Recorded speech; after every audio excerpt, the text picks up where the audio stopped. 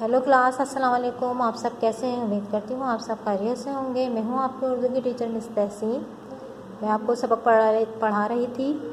सबक रिश्ता नाता में हम क्या क्या काम कर चुके हैं? तारुफ, मरकज़ी ख़याल, सवाल जवाब और तशरीहात। आज मैं आपको कराऊँगी आखिरी तशरीह जुमला नंबर 5 की।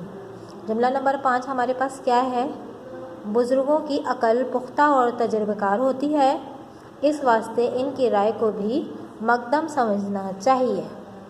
हवाला सबक, ये जुमला निसाब में शामिल सबक रिश्ता नाता से मुंतखब किया गया है, जो मक़ालात मोहम्मद हुसैन आज़ाद जल्दोम से माख़ूज़ हैं।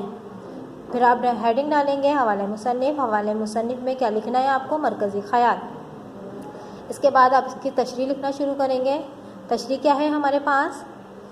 मोहम्मद हुसैन आज़ाद मज़मून रिश्ता नाता में बयान करते हैं कि बुज़ुर्ग अपनी उम्र का एक हिस्सा गुजार चुके होते हैं, ज़िंदगी के गर्म सर्द को झेल चुके होते हैं, ज़िंदगी को करीब से देख चुके होते हैं, इसलिए इनकी अक़ल पुख्ता हो चुकी होती है और वो हमसे ज़्यादा तजर्बाकार होते हैं।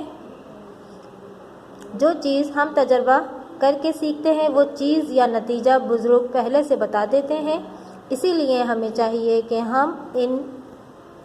हम इनकी राय को गौर से सुनें, इनकी राय को मकदम समझें और इस पर अमल करें। यह है हमारे पास जुमला नंबर 5 की तशरीह। आप बिल्कुल इसी तरह से लिखेंगे।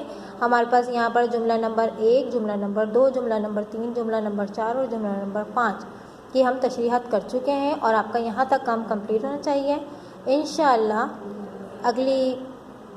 इंशाअल्लाह अगले सबक में हम जो काम करेंगे फिर नेक्स्ट टाइम वो मैं आपको बता दूंगी। काम ज़रूर कीजिएगा। ये चैप्टर अभी कंप्लीट नहीं हुआ है। अब इसके बाद हम नसर पारे की तशरीहात करेंगे। ओके, अल्लाह हाफ़िज़।